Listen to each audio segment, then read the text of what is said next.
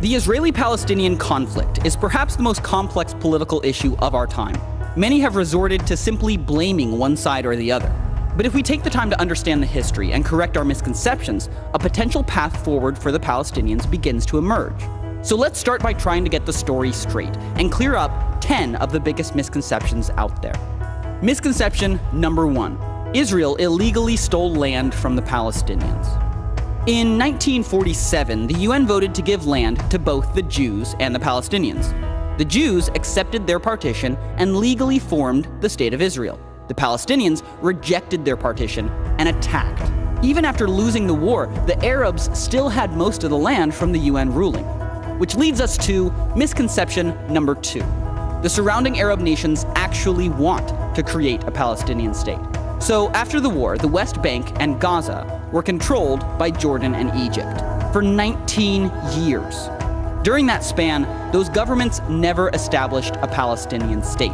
Instead, they kept the land for their own use. Misconception number 3. The Arab nations want to solve the refugee crisis. Palestinians have settled in Arab nations throughout the Middle East. These nations could solve the crisis immediately by granting refugees equal rights, but instead, they refuse to let them vote, own land, or even study in public schools.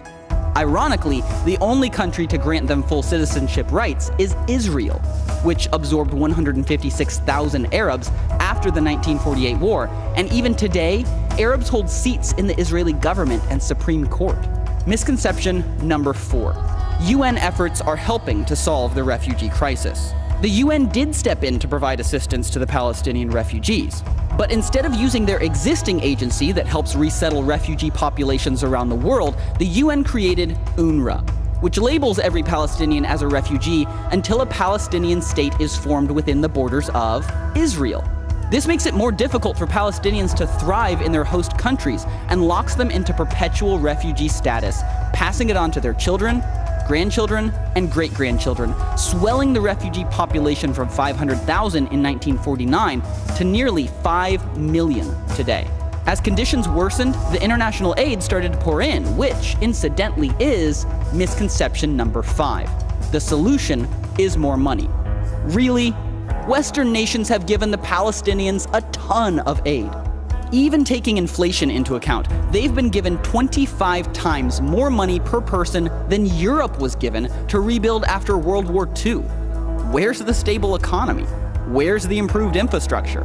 That money sure could have helped, but it was given to some leaders who had a different agenda, which brings us headlong into misconception number 6.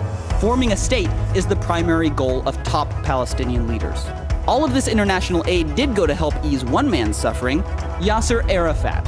After his death, accountants hired by Arafat's own family discovered secret investments worth more than $1 billion. That income stream would be threatened if a new state was formed, which gives leaders like Arafat, or Mahmoud Abbas for that matter, a billion-plus reasons to never actually sign a peace treaty. Which leads us to misconception number 7. Israel has a true peace partner.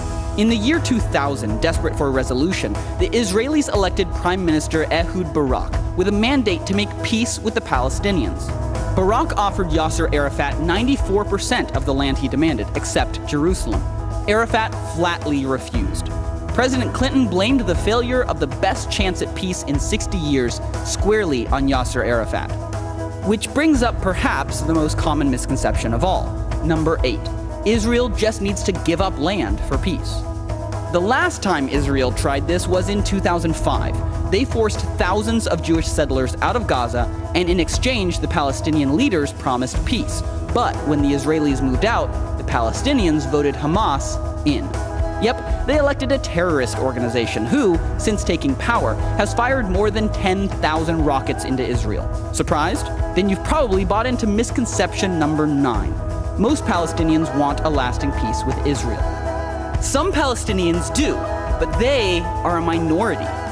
For 60 years, Palestinian educational leaders have fed their children a steady diet of hate, idolizing suicide bombers and celebrating death right in the classroom. And finally, misconception number 10. Giving the Palestinians a state now is the only solution to their suffering. This has been the only approach tried for the last 60 years. But these are people we're talking about, and waiting until they have a state to give them equal rights has only made things worse. Currently, Israel is the only nation to grant full rights to the Palestinians within their borders, but by granting them equal rights in every nation where they live, we could immediately increase the quality of life for every Palestinian. Let's be honest, these misconceptions have concealed potential solutions. When we take time to clear up confusion and face reality, we begin to uncover the truth. And that's when real progress towards justice can begin.